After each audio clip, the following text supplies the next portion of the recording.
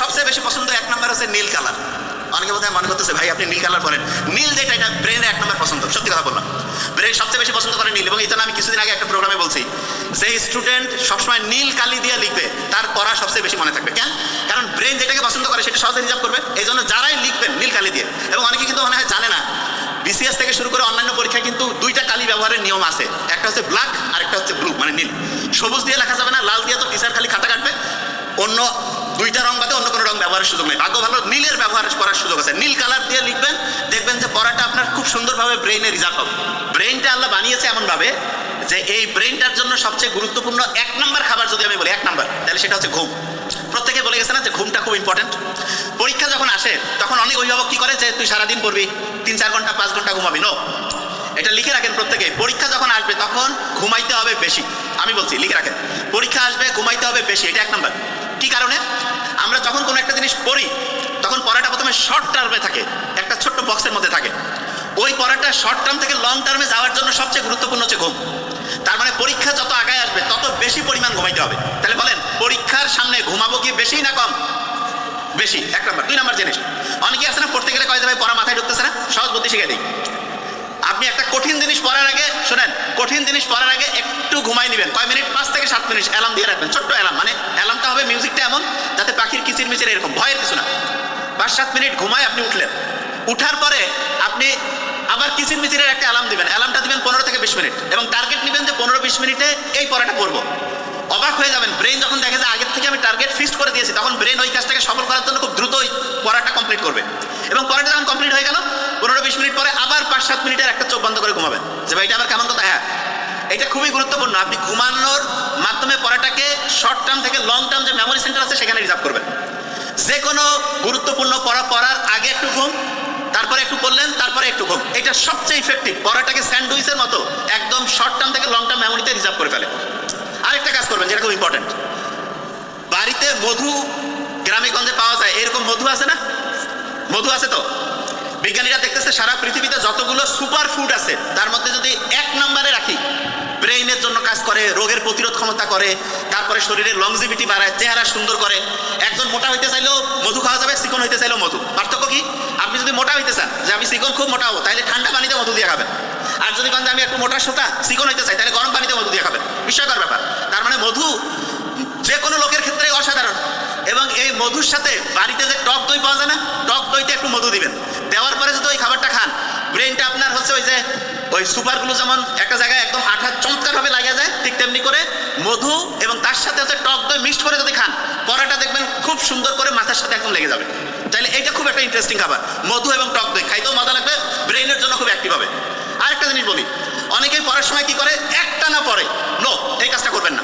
পড়ার ক্ষেত্রে সবচেয়ে গুরুত্বপূর্ণ হাইয়েস্ট একটানা সবচেয়ে যদি বেশি পড়তে মন চায় 25 মিনিট, সবচেয়ে বেশি। যে ভাই এটা হাইয়েস্ট 25 মিনিট, হ্যাঁ 25 মিনিট পড়ার পরে 5 মিনিট 7 মিনিট 10 মিনিটের রেস্ট, তারপরে আবার পড়বেন, আবার 5-7 মিনিটের রেস্ট, আবার পড়বেন, আবার 5-7 মিনিটের রেস্ট, আবার পড়বেন। কারণটা কি? আপনি যদি একটানা 60 মিনিট পড়েন, ধরেন যে একটানা 60 মিনিট পড়ছেন, তাহলে দেখা যাবে আপনি 78-79 লাইনের মধ্যে যে তথ্য আছে সেটা মাথায় আনতে পারবেন। আর যদি আপনি 10 মিনিট পড়লেন 5 মিনিট রেস্ট, 10 মিনিট পড়লেন 5 মিনিট রেস্ট, 10 মিনিট পড়লেন 5 মিনিট রেস্ট, 10 মিনিট পড়লেন 5 মিনিট রেস্ট, তাহলে 1 ঘন্টায় 4টা 10 মিনিট পাইছেন, 4টা 5 মিনিট, 4টা 5 মিনিট চোখ বন্ধ করেছিলেন, একটু বুক ভরে শ্বাস নিয়েছেন, ছাড়ছেন, হাঁটাহাঁটি করছেন, আর 4টা 10 মিনিট ঠিকভাবে পড়ছেন। এই 40 মিনিটে আপনার 107 থেকে 108 লাইনের মধ্যে যে পড়া আছে সেটা মাথায় আসবে। তার মানে আপনি চিন্তা করেন, পড়ার মাঝখানে মাঝখানে যখন আপনি বিরতি দেন তখন পড়ার যে গতি সেটা বেড়ে যায়। আমরা অনেকেই অভিভাবকরা কয়েকটি বারবার উঠিস কেন? অভিভাবকদেরকে জানতে হবে পড়ার কিছু স্মার্ট সিস্টেম আছে। সে যদি একটানা পড়ে তাহলে পড়া খারাপ হবে, আর সে যদি পড়ার মাঝখানে মাঝখানে গ্যাপ দিয়ে পড়ে তাহলে পড়াটা অসাধারণভাবে শর্ট টার্ম থেকে লং টার্ম মেমোরিতে যাবে। মোহাম্মদ সাল্লাল্লাহু দুপুরের দিকে কাইলুল্লাহ করতেন না? দুপুরের দিকে দেখা যায় তো একটু চোখ বন্ধ করে ঘুমাই থাকতো, তারপরে উনি উঠতেন। বিজ্ঞানীরা এখন দেখছে ওইটাকে ওরা একটা স্পেশাল নাম দিচ্ছে, পাওয়ার ন্যাপ। লাভটা কি? কেউ যদি পড়ার মাঝখানে মাঝখানে পাওয়ার ন্যাপ নেয় তাহলে পড়ার গতি 500% বেড়ে যায়, 500%। তার মানে 5 গুণ পর্যন্ত পড়ার গতিটা বেড়ে যাবে। শুধু তাই না, আপনি একটা ইন্টারেস্টিং জিনিস দেখবেন, আমরা অনেক সময় ইসলামের খুব সুন্দর একটা নিয়ম আছে, গাছ। আপনি যেই রুমে থেকে পড়েন সেই রুম থেকে যদি গাছ দেখা যায়, ওই রুমে পড়তেছেন।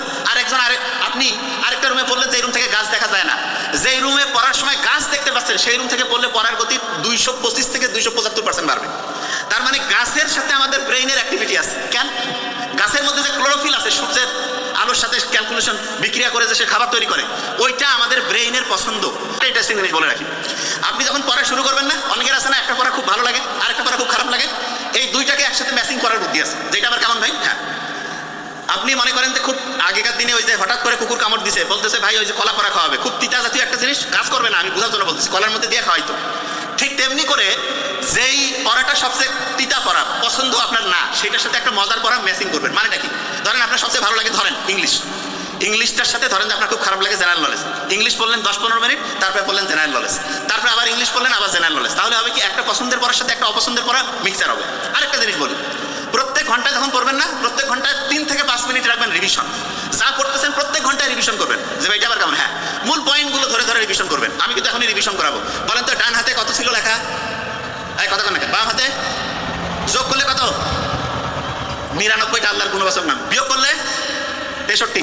ইঁদুরের ঘটনা খেয়াল আছে তো? ওই যে এখানে টাচ করতেছিল, মজা লাগতেছিল। এইবার দেখেন আপনি একটা জিনিস, এই যে এখানে যত লোক আছে, যতজন আছে, প্রত্যেকের মাথার মধ্যে কিন্তু একটা নিউরন আছে, প্রত্যেকের মাথার মধ্যে একটা নিউরন আছে। একটা বলতে আমি বুঝাচ্ছি, এখানে 86 বিলিয়ন মানে 8600 কোটি। এ কিন্তু কবে থেকে এ আসছে জানেন? আজ থেকে 5000 বছর আগের থেকে সেইখানে আছে। আপনার সামনে যখন একজন লোক আসে না, আপনার ওইটা ক্যালকুলেশন শুরু করে যে এই লোকটা আমার ভালো চায় না খারাপ চায়, আমার বন্ধু না শত্রু, এসে আপনাকে মিষ্টি মিষ্টি কথা বলতেছে, কিন্তু আপনার মন বলতেছে ও আপনার ভালো চায় না। তাহলে বিশ্বাস করেন 95 থেকে 99% ক্ষেত্রে সে আপনার ভালো চায় না। যে এটা কেমন কথা? হ্যাঁ, কারণ আপনার বুদ্ধিটা গুলাচ্ছে না, কিন্তু ও তো 5000 বছর থেকে বংশ পরম্পরায় মানুষের বডি ল্যাঙ্গুয়েজ সবকিছু দেখেও ক্যালকুলেশন করে সুপার কম্পিউটার পাবে না, কিন্তু সে আপনাকে দেখাই দিবে যে এটা ঠিক এটা বেঠিক। বুঝতে পারছেন আমার কথা আমি কি বলছি? খুব ইম্পর্টেন্ট এই জিনিস। তাহলে আপনি মনের মধ্যে শয়তানি নিয়ে যদি একজনের সামনে যান, যে যদি বলেন যে ভাই তুমি হচ্ছে যে আজকে একটু খাবার খাও, কিন্তু আপনি মনের মধ্যে চাচ্ছেন যে না এ না খাইলে ভালো। অনেকের বাসায় আছেন না, যাওয়ার পরে দেখবেন যে বলছে ভাই খাও বলতেছে, কিন্তু আপনার একটু হেজিটেশন লাগতেছে, তাহলে বিশ্বাস করেন সে মন থেকে চাচ্ছে না।